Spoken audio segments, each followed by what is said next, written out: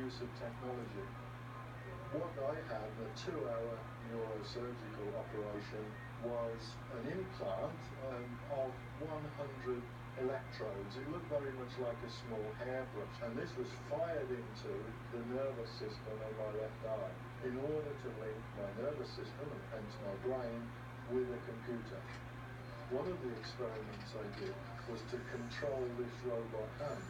As I opened my hand, so my brain signals went down my arm to operate my hand, but also were sent by wire to the robot hand.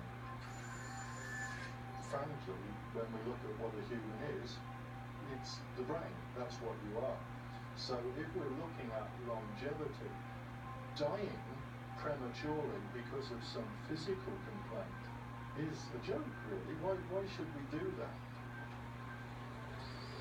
These days, all sorts of physical challenges are being tackled with technology, and it's all leading to a much closer integration between the human body and replaceable artificial parts.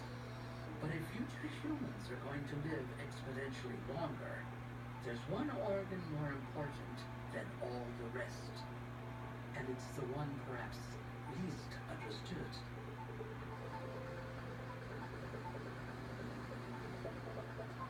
Our most valued asset is the brain. It's where our memories kept. Our identity, our personhood is essential to us as humans, and the brain really needs to be backed up sooner rather than later. Natasha Vita-Moore was one of the first of a growing number of people who describe themselves as transhumanists. In their view, the future of humankind lies in the seamless integration of the brain with technology. Set free from our physical bodies, we would no longer be limited by the human lifespan. One of the things I've been involved with in this little dish here, we take brain cells, typically rat brain cells, but can be human brain cells, and we grow them in the dish, and we can send signals into the brain and pick up signals from the brain. It's like a little model brain with about 100,000 brain cells. It's fairly powerful, but we can look at what's going on in the brain, and when some of the brain cells die off, we can replace them. We can keep this brain alive indefinitely if you want. Now if we can do it in a little jar like this, then we can do that ultimately when we know what we're doing a bit more with the human brain.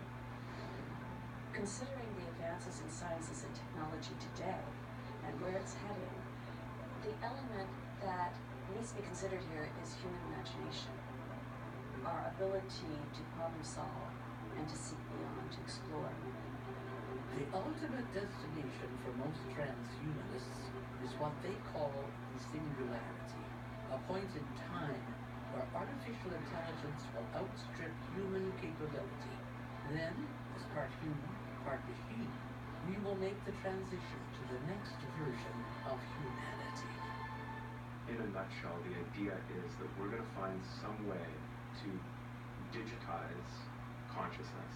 We're going to be able to take our memories, our personality, our identity, and then we will just download ourselves into some other body.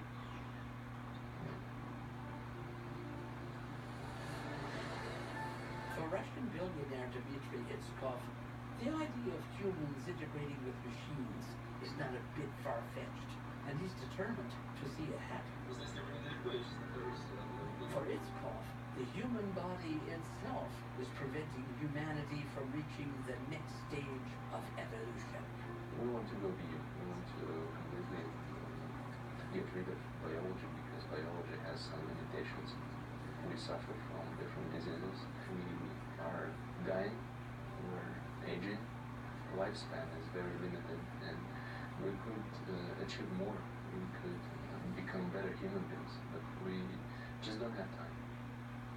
Drastic changes in social structure. Itzkov is the driving force behind something called the 2045 Initiative.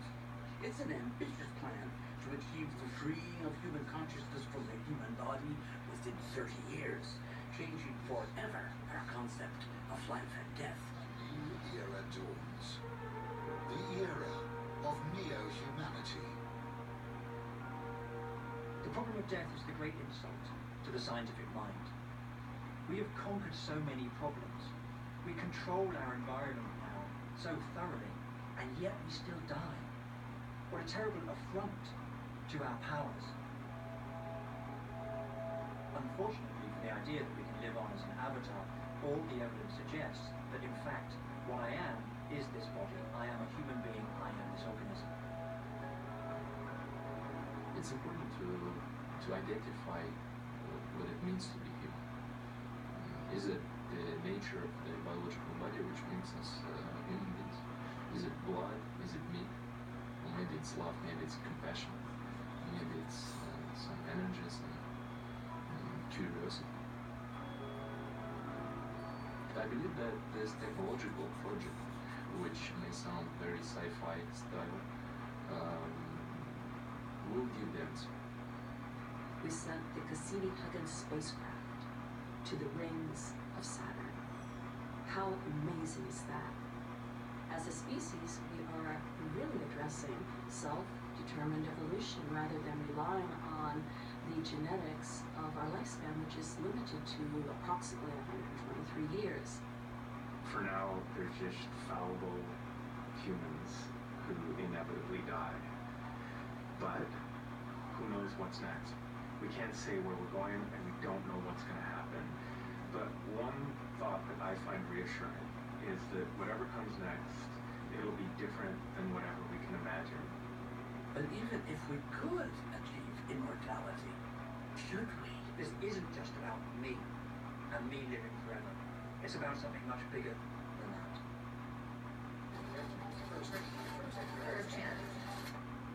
Tuesdays are funny on CBC. I like that. What time is curtain? Come on. Friday, Monster Rose Angel. Thank you. What you see is what you get, isn't it? More about the funny this winter on CBC. Is there a secret to eternal youth? We'll probably carry on 10, 20 good years. Dr. Christian Jessen investigates the high-end health industry. Does it work? How the rich live longer. Coming soon on The Passionate Eye. When pain gets in the way of a good night's sleep, you're not all there. Tylenol Nighttime relieves pain to help you fall asleep and give you a better night so you can enjoy a better morning. Tylenol. What do you think of this Focus hatchback? Do you think they have it in red? Coming right up. Even at year-end, there's plenty of choice. How about white? Of course. Blue. Ooh, I love blue. Sedan. With the black package, nice. Silver. You got it. Black. Voila. It's perfect, Dad. Let's do this red. When you get a year-end deal on the Focus you actually want, it's easy to get into a Ford. Critics are raving. Manchester by the Sea is one of the best films of the year. Now nominated for 5 Golden Globe Awards, including Best Picture, Best Actor Casey Affleck, and Best Supporting Actress Michelle Williams. I can't be the guardian. I'm just a backup and the winner of 4 National Board of Review Awards. You want me to call your friends? Where's Brooke? There's nothing there. And greatly named Casey Affleck on the Oscar for Best Actor, Manchester by the Sea, written and directed by Kenneth Lonergan. Warm up to winter with Tim Hortons. Try fresh grilled breakfast wrap with crispy bacon or savory sausage. It's the perfect way to add warmth to your morning. Only $2.99 at Tim Hortons. The recipe for success on the ice is simple. Be determined, work as a team, stay focused, and never compromise. The recipe for great tasting chicken starts with our premium quality ingredients.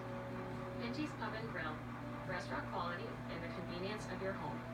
Authentic, great tasting chicken without compromise. Pinty's, making great food fun. When did you continue to buy something after it didn't help you? Thankfully, Live Relief seems to be helping a lot of people with their aching, swollen joint pain. Some would even send back your try it. Now, write down Live Relief, but think Live with Relief. At the store, choose the blue box for swollen joint pain relief. Need a light. Help is close. 5,200 and 56 stores across Canada. It's about helping you. I met someone. Oh yeah? I met someone. I met someone. Met someone. Congratulations. Join Match and sign up for the I Met Someone guarantee. Start for free today. 18 plus.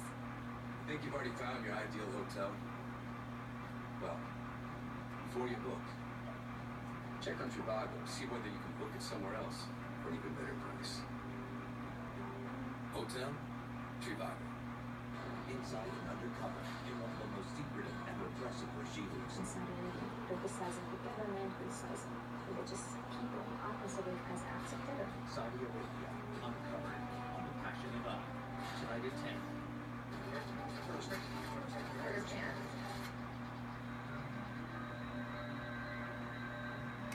We have made incredible advances, and science is doing things that are mind-boggling. The dream of defeating death has always been at the heart of the scientific project. And 200 years ago, a young lady, Mary Shelley, saw this so clearly that she was lampooning it in her novel Frankenstein. It's alive! It's alive! It's alive! It's alive! In the name of God, now I know it feels like to be God. There are people who believe that one day omnipotent, benevolent scientists will raise them up from the dead, just like there are people who believe that an omnipotent, benevolent God will raise them up from the dead. Ultimately, it's just medicine. Nobody talks about playing God when they look at people who are working on antibiotics. There is absolutely no inherent limit to how long people can live if they are staying healthy. Maybe we could cure aging if it's a disease, but what if it's just the reality of life? It's just inconceivable that we would hit some kind of complete roadblock that would prevent us from developing comprehensive preventative maintenance for the human body in the end. It's only a question of time. We live in an age dominated by the cult of the self. And so when someone comes along and says, well, we've got this technology, so you yourself can keep going forever, it sounds very tempting. Whatever you come up with that might be some kind of fear, some kind of anticipated downside, whether it's, dictators living forever, or difficulty in figuring out how to pay the pensions or whatever, we have to actually ask ourselves whether those problems are so severe that they would outweigh the problem we have today, the problem of 100,000 people every day getting sick and dying as a result of just having been born a long time ago. We have many, many generations of ancestors who came before us, and we might hope there'll be many generations of ancestors who come after us. This isn't just about me and me living forever. It's about something much bigger than that. I don't see that it's selfish for you to want to live a lot longer. Why not? It's up to you. The freedom of the individual to choose. If I want to live to be 200, 300 or longer, and technology is there to help me do that, fine. It's up to me. A lot of very intelligent people out there have convinced themselves that yes, we will get to this human 2.0 stage. But then what is that? A lot of stuff is happening in the world nowadays. Some scientists are testing human-like prosthetic devices which will be controlled from the brain. We need to get used to the understanding that we're not the body. We're something more, information, soul, whatever. And then we can start considering changing our form. Certainly, if my brain can go and live and live and live, and I have a robot body, well, I could live it. Why not? Okay, so we figured out the internet, we can never die.